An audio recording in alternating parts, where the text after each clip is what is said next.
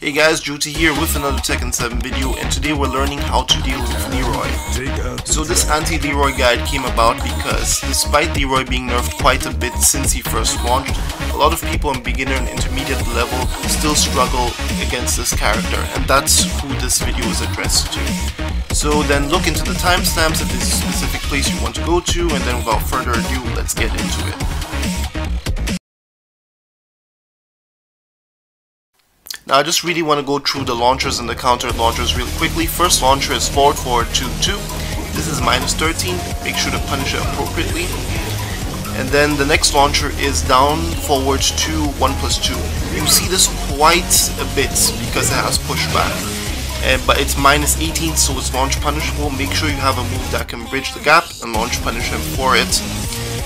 Next launcher is up forward 4. He's orbital. It's safe at -8, but it's not his turn anymore, and it's also steppable, so keep that in mind. And then we have quarter circle forwards 2, and this is a high. He got this in season 4, so you'll have to duck it, but on block it's -6. Next move, which is also safe and a high, is back 3. It's also -6 and also has to be ducked, but you'll have to predict this, it's quite difficult. From crouch he has while rising 2. This looks like a low jab, so you'll have to be able to differentiate it by looking at it properly, but it's -14, so punish it accordingly. And then we have down forward, so during crouch, down forward 2-3, and yeah, even if the first hit hits you, the second one is still blockable and is -13, so punish that. Now let's quickly go through some of the counter hit launchers. First up is back 1+2. This move is safe, however I want you guys to look at it so that you know when he's trying to fish for counter launchers. Then we have 2 out of Hermit. The first one is during Hermit back 4. This is a low that tracks to both sides, so it's not steppable. However on block it's -13, so make sure you punish it with something, you know, chunkier at -30. Next one out of Hermit is counter hit 1. And this move is mid, it's safe at -6. However, we'll be talking more about the Hermit Stance later on.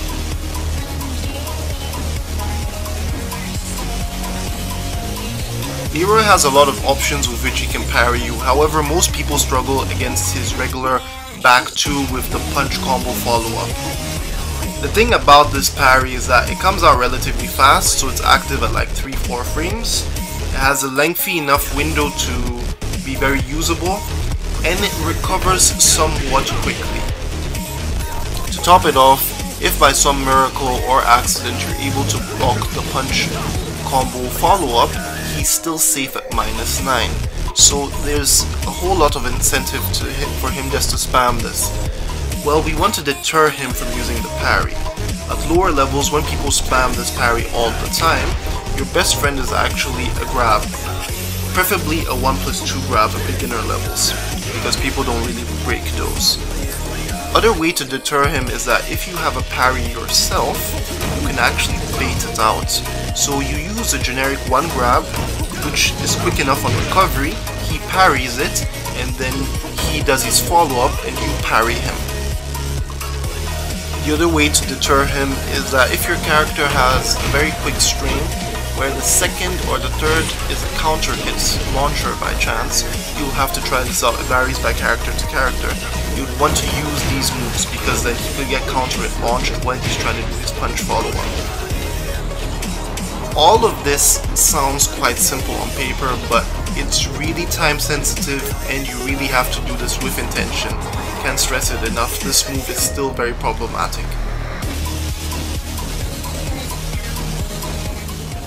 So now let's talk about Duckable Strings. The first one I want to bring here is the 1-1-1+2-1 string.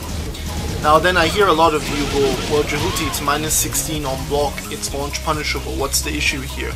Well then I say, in a lot of cases at intermediate level of play, Leroys choose not to finish the string, so they don't execute the last hit. And then I still hear some of you say, well then it's -13 and it's still punishable. Well, the truth is that a lot of players, just because of the fear that the last hit could come out, they actually don't punish this either way. Luckily, there's an option select for both of them. Now the thing is that if your timing is good, you can place a while rising launcher in between the last hit and the second last hit. Now to do this, you have to look at the string itself. It starts off with a high, mid, high, high, high, high, mid. After the first mid, so after you block the first mid, you duck. Then you wait for the second last hit, and that's when you execute your while rising launcher, preferably a 15 frame one, because the window is a bit short. If you don't have a character with a 15 frame while rising launcher, then just use your chunkiest while rising Punisher that is not a launcher. So then here are the rest of the strings you can duck. They don't need any explanation.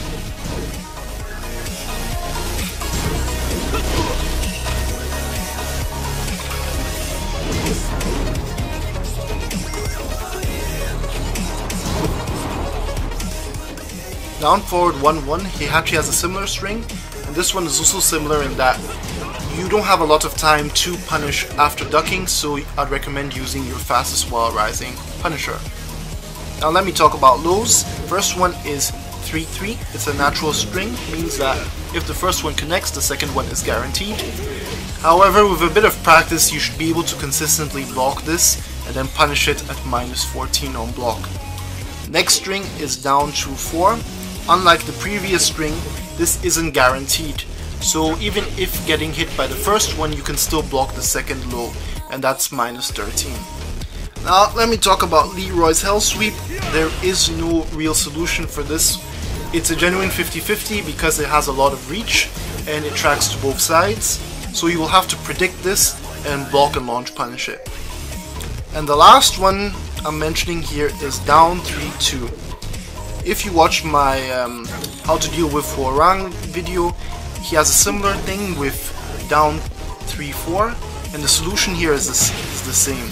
Since this is a natural string, what you want to do is either you predict the low and block it, stay crouched, and then whiff punish the high after it's passed over your head, or you backdash, make the first low whiff, duck the second hit, which is a high, and then before he goes into Hermit Stance, of course, launch him. And yeah, that brings us then to the Hermit Stance. Now let's talk about Hermit Stance. The thing with Hermit Stance is that, for one, it has an auto low parry built in, and then Leroy can at any time cancel it by, of course, parrying. And yeah, that cancels the stance. He can also cancel it by sidestepping. And then yeah, he can use it to mix you up with big counter hit lows, like we mentioned, counter hit launchers, and of course poking lows. And then lastly, he also has an orbital out of the stance. So how do we deal with this stance? So there's a general rule of thumb you can use here. Leroy will be using other strings to transition into Hermit Stance. Now if you got hit by the last hit of said string before he transitioned, then it's Leroy's turn to mix you up and you'll have to eat whatever he has prepared for you. If you successfully block this last hit, however, there's still a high probability that you can get parried. So these are the moves you should be paying attention to, which are running in the background. These leave Leroy, when he transitions into Hermit, at -9 or around that area. So you can successfully jab him out of the stance. You don't want big moves, you just want to jab him out of that. However, these are the moves you should be paying attention to, that when Leroy uses these and you block, you want to actually be blocking and backdashing. Because if you actually retaliate, he can still parry you.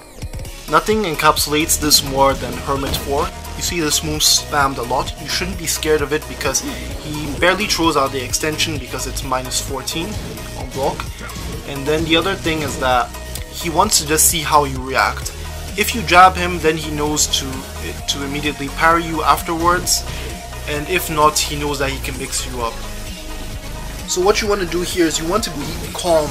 You don't want to press buttons, you want to continue backdashing. Unless you're at the wall, this move really isn't that threatening and you shouldn't allow yourself to be pressured into it.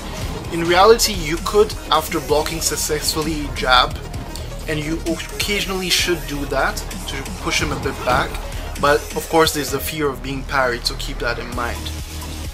Now the other move which is a bit problematic is out of Hermit 3-4, and this is a low mid natural string, and just like with the other one, the down 3-2, you have to predict this. So you have to block low, then block the mid, but it is launch punishable at -15, so make sure if you successfully block this to punish him accordingly. So that about does it for my how to deal with Leroy guide.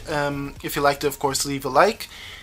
Tell me as well what you think about the more shorter format of things in comparison to my previous ones.